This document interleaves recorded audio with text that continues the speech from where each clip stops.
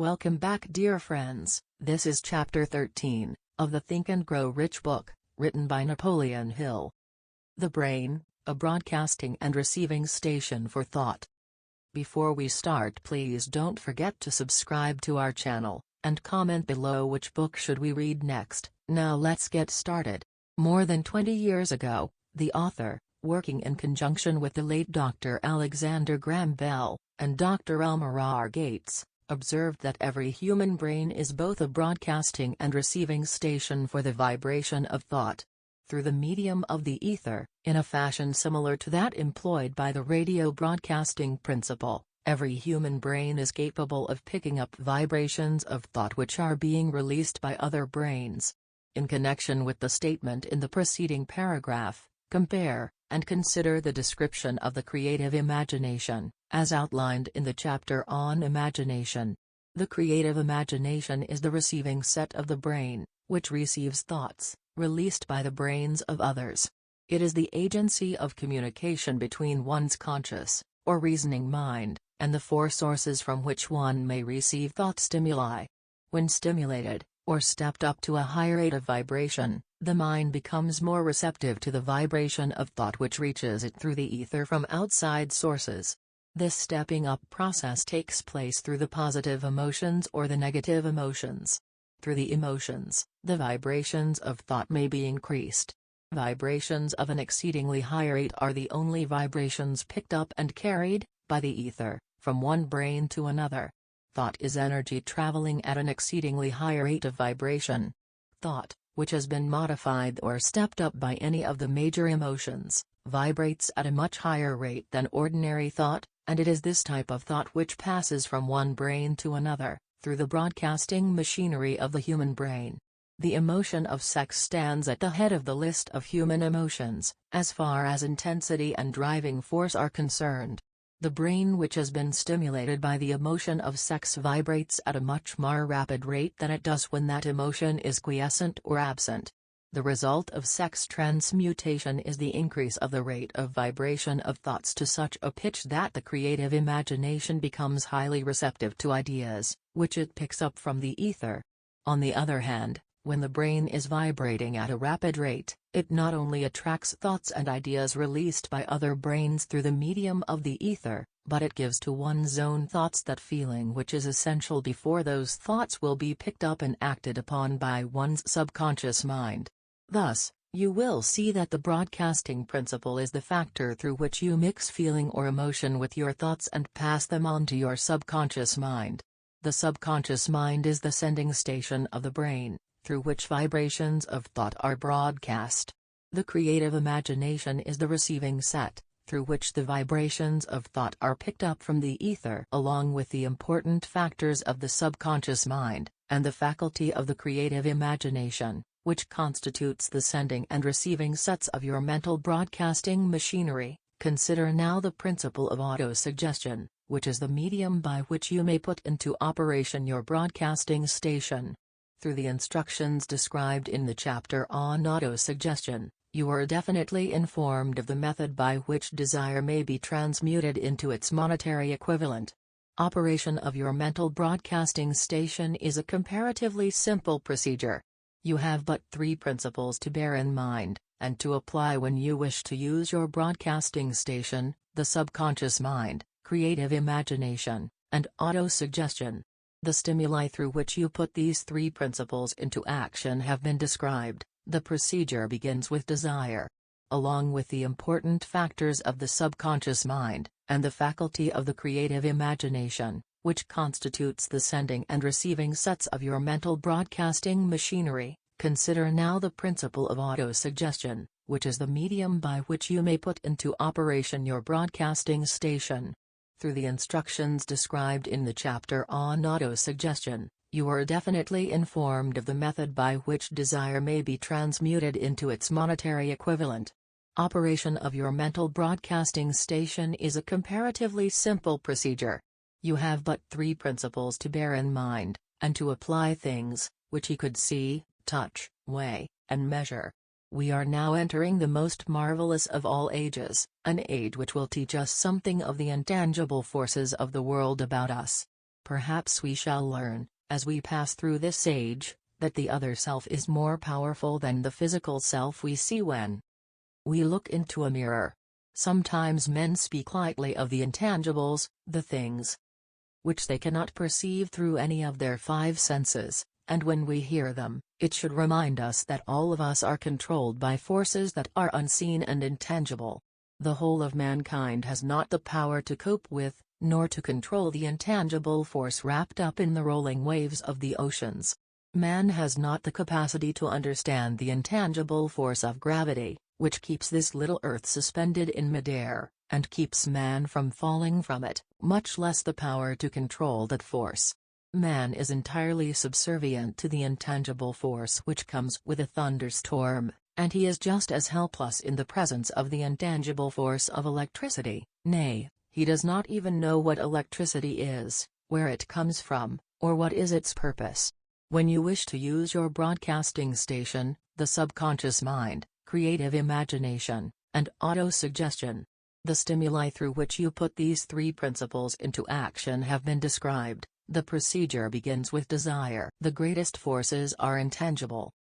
The Depression brought the world to the very borderline of understanding of the forces which are intangible and unseen.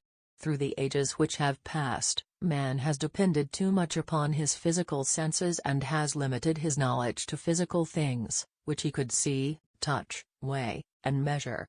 We are now entering the most marvelous of all ages, an age which will teach us something of the intangible forces of the world about us.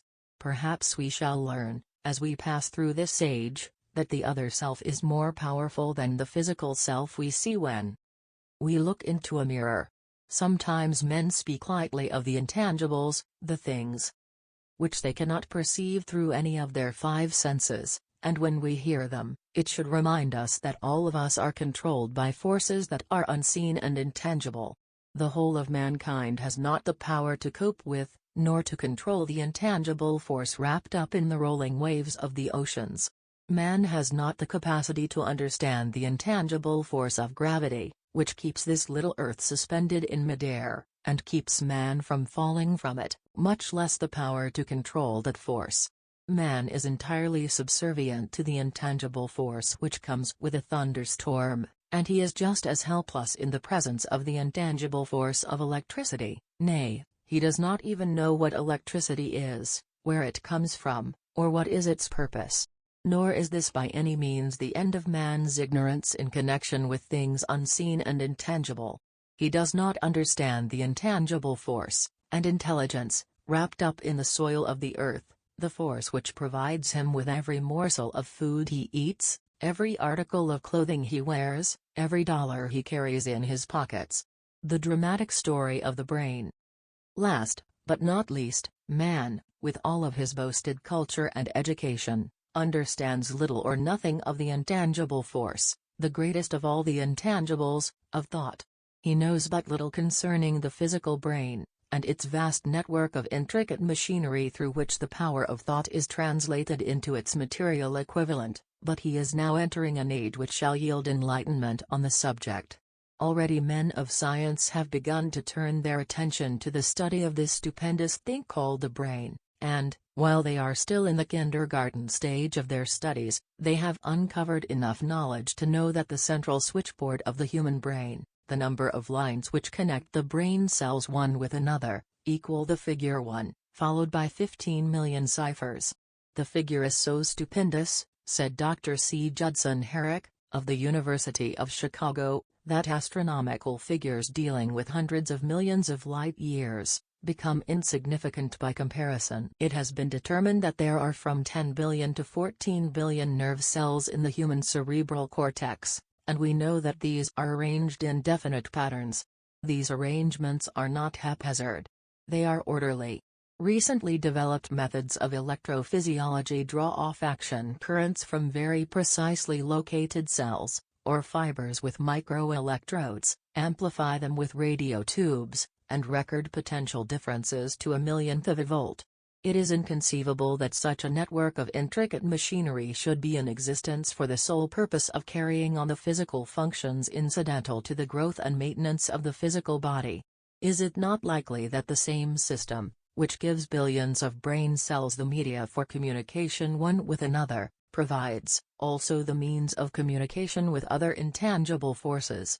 After this book had been written, just before the manuscript went to the publisher, there appeared in the New York Times an editorial showing that at least one great university, and one intelligent investigator in the field of mental phenomena, are carrying on organized research through which conclusions have been reached that parallel many of those described in this and the following chapter. The editorial briefly analyzed the work carried on by Dr. Rhine and his associates at Duke University, viz., what is telepathy? A month ago we cited on this page some of the remarkable results achieved by Professor Rhine and his associates in Duke University from more than 100,000 tests to determine the existence of telepathy and clairvoyance.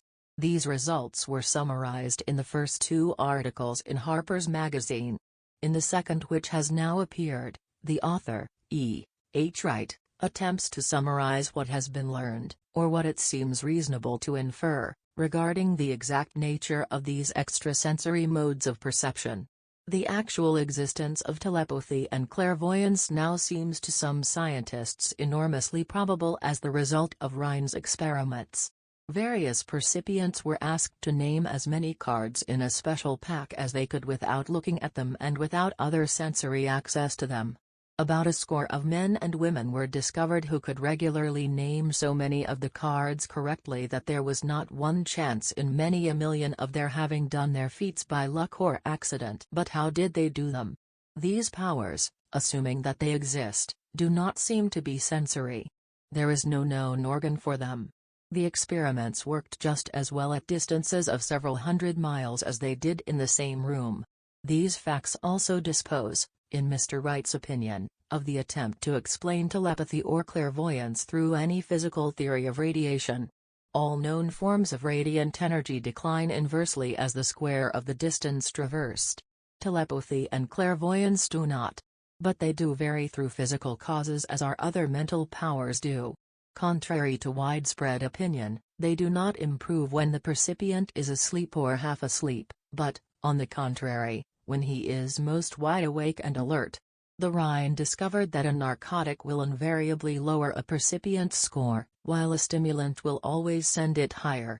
The most reliable performer apparently cannot make a good score unless he tries to do his best. One conclusion that Wright draws with some confidence is that telepathy and clairvoyance are really one and the same gift. That is, the faculty that sees a card face down on a table seems to be exactly the same one that reads a thought residing only in another mind. There are several grounds for believing this. So far, for example, the two gifts have been found in every person who enjoys either of them. In every one so far the two have been of equal vigor, almost exactly. Screens, walls, distances, have no effect at all on either. Wright advances from this conclusion to express what he puts forward as no more than the mere hunch that other extrasensory experiences, prophetic dreams, premonitions of disaster, and the like, may also prove to be part of the same faculty. The reader is not asked to accept any of these conclusions unless he finds it necessary, but the evidence that the Rhine has piled up must remain impressive.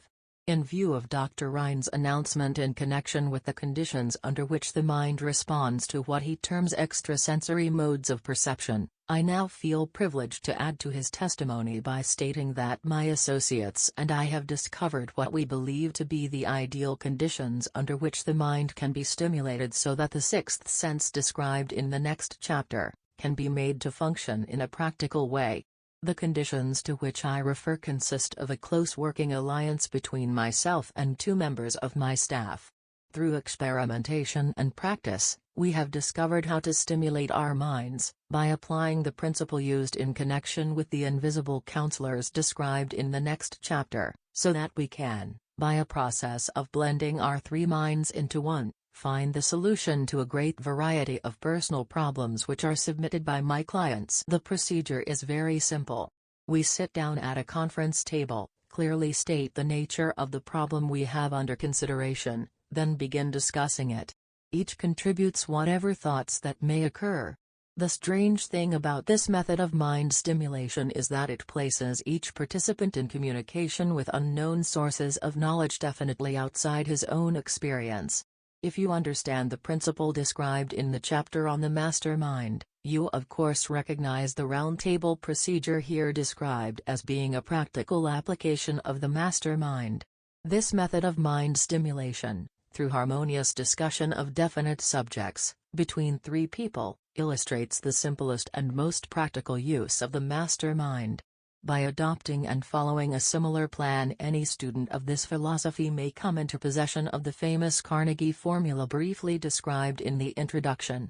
If it means nothing to you at this time, mark this page and read it again after you have finished the last chapter. The Depression was a blessing in disguise. It reduced the whole world to a new starting point that gives everyone a new opportunity. This was Chapter 13, please check the next Chapter 14. The Sixth Sense. The Door to the Temple of Wisdom. Please don't forget to subscribe to our channel, and comment below which book should we read next. Thank you for your support and bye bye now friends.